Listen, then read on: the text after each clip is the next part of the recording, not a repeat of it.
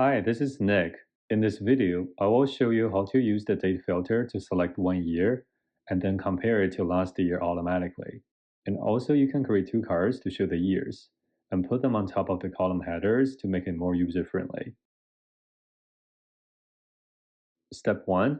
Create a measure as you normally would. In this video, we're using total volume. Step 2. Create the date table and connect it to your raw data table. And for the year column in the date table, make sure it stays as the whole number.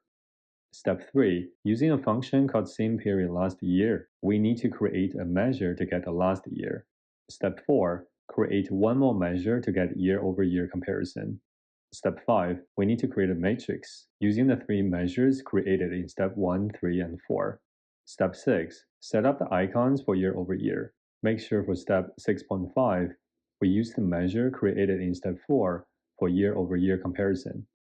Step 7. Create a slicer with a year column from the date table. And make sure the year slicer is set to single select because we're only selecting one year at a time for the current year. Step 8. This is optional, but you can create two measures in step 8.1 and 8.2 and use them to create two cards. And you can put those two cards on top of the column headers to make the table more user-friendly.